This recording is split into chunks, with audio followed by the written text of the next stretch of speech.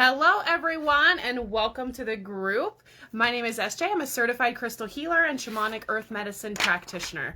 Tonight we really want to talk about what does working with crystals actually mean.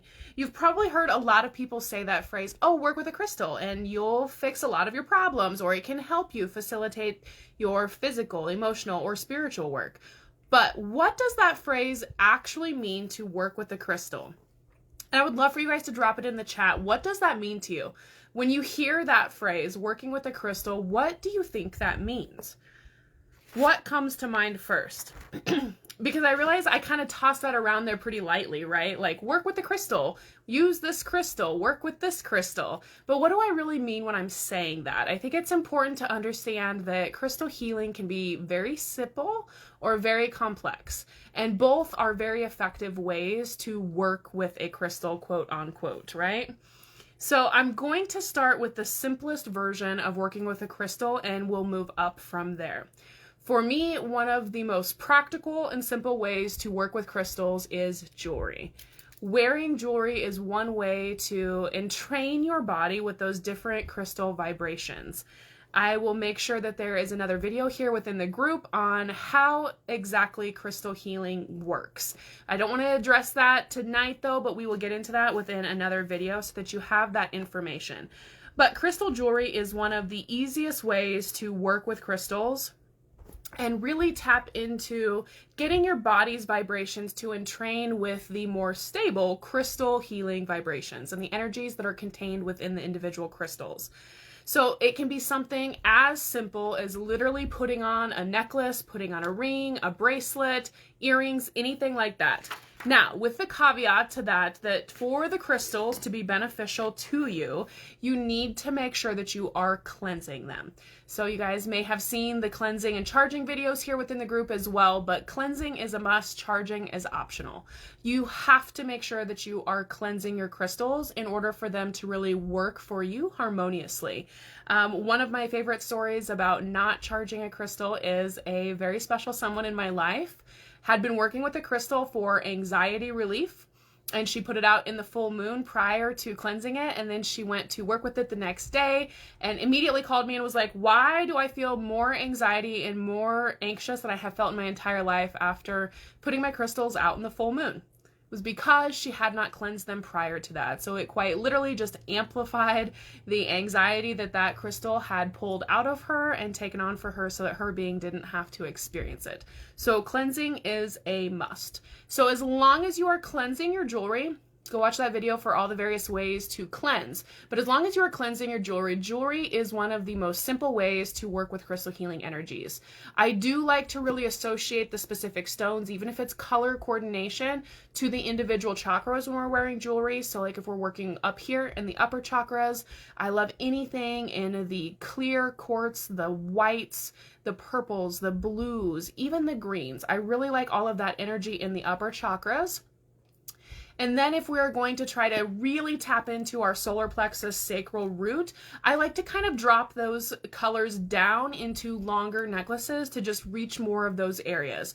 Not a must, but I do think you will get more effectiveness if you kind of keep them associated to the individual chakras that you are trying to work with as well. So crystal jewelry, one of the amazing ways to work with crystals. The next one that's really, really simple is to place a crystal within your pocket. Something like this or even smaller would be fantastic to have in your pocket. Now, one of the things that I hear a lot is, I don't really feel like I have time to sit and work with a crystal. Well, most of us have to be in a vehicle to drop our children off, to go to work, to go get groceries, to do various errands. So having a crystal in your car that you can quite literally sit in your lap while you are driving is a super simple way to work with crystals on almost a daily basis, but at least weekly. That's very simple, or placing a crystal beneath your bed, under your pillow, at your headboard, at your feet, somewhere within where you sleep, somewhere close. Because size does matter in crystal healing and where those energy vortexes of the crystals can actually reach your being. So if you're going to work with something this size or smaller, it does need to be close to you, within 1 foot reach, really for your body to kind of entrain with those energies. So those are the most simple ways, in my opinion, to work with crystals. The next ones that I really like are grids. Oftentimes it's not practical or reasonable for us to be able to buy large crystals that will kind of fill an entire room, an entire home, that's larger space. Because really, for something to be large enough on its own to help you within a space, it needs to be something this size or larger. This would get full room healing, probably not full house, but definitely full room healing. And you can always use your muscle testing and your pendulum to see how far that energy vortex reaches for those individual crystals. But a crystal that's larger in size like that is not always practical for everyone to be able to fit into their budget, which is absolutely fine. That, though, is where crystal grids come into play. And what a crystal grid is, in a very simplified form, is an arrangement of crystals that are in a sacred geometry shape, and it expands the energy vortex because of the shape that they are placed in. It just increases the vortex or the field that it can reach. They work together and making them essentially larger or stronger together rather than separate. So crystal healing grid is quite literally fitting that phrase, stronger together, because they work together to have a more extending reach, so to speak. This is a sacred geometry grid. This is the flower of life.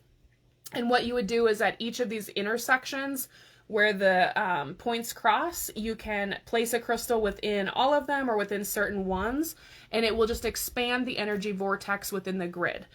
A gridding is a whole nother live, so something that we'll have to put into probably into a separate course or different video as well. But grids or large crystals for whole room really helps you work with crystals for the whole family and every being within your home. Everything is going to benefit from those grids within your home, from those larger crystal specimens.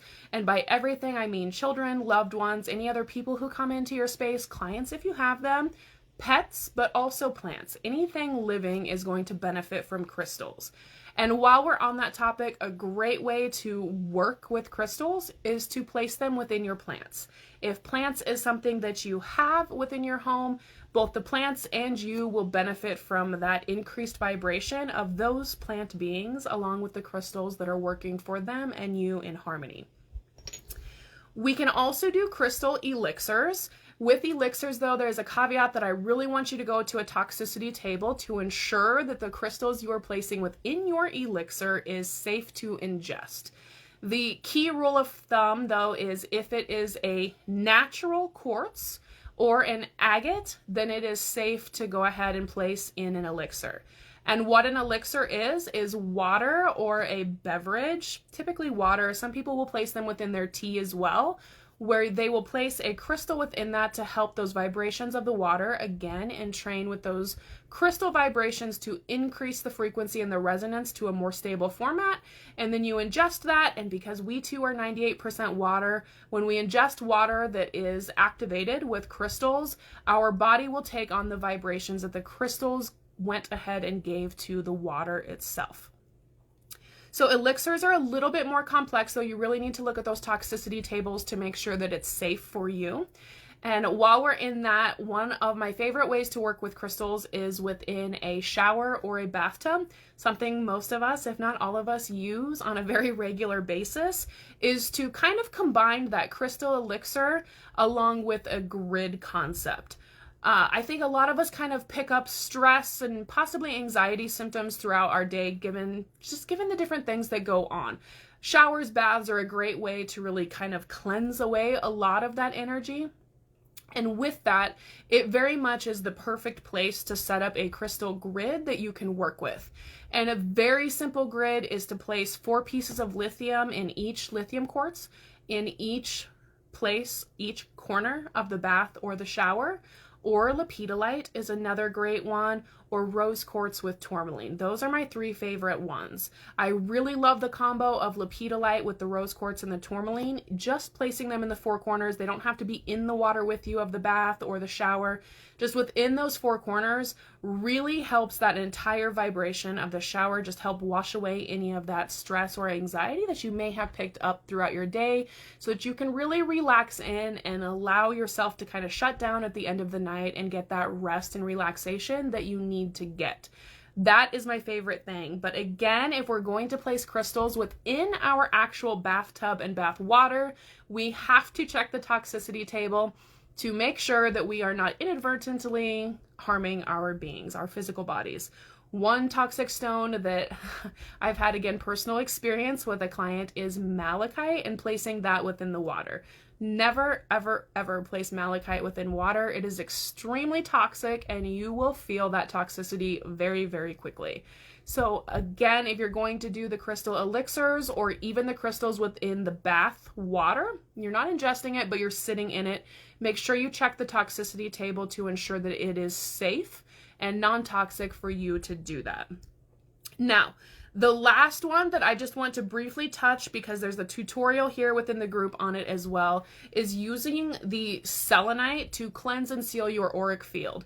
Having a fully sealed and cleansed auric field is very, very important physical, emotional, and spiritual hygiene that I think everyone needs to have that skill set in their toolbox to be able to do. There's another video here, though, within the group that goes over exactly how to do that, so make sure you check that out if you don't already know. But that is a must for me within that spiritual hygiene, for sure, is using the selenite to cleanse and seal the auric field. Another really, really simple thing that you can do to make sure that the energy coming into your home and out of your home is that of harmony, is placing a selenite and a tourmaline at your front door, or at any door for that matter.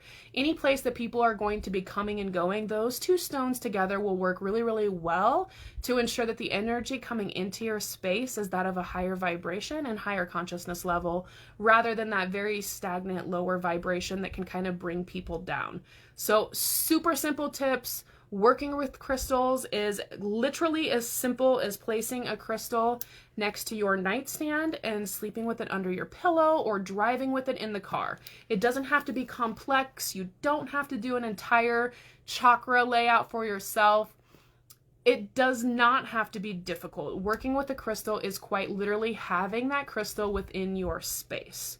So I hope that makes sense and kind of brings the crystal healing concept more into a tangible technique that is usable, that is something that really can be incorporated into anybody's life.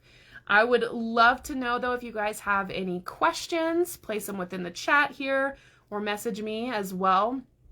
Any of your favorite techniques to work with crystals, anything you think I may have missed, I would love it if you would drop it in the chat, or any questions in general about how to work with crystals. I'm always open to look at that as well. And let me just refresh here, make sure the comments are working, because I don't know that I see any. Oh, I see Joni's here. Welcome. Other than that, I'm not seeing any questions or comments within the chat. So I think I will let you all go for your Friday night, but hopefully that kind of brought crystal healing into a more tangible view for you, and something that you feel like you can really, truly incorporate into your everyday life. So with that, I hope you all have a great rest of your weekend, and universal blessings, everyone. Have a magical, magical week.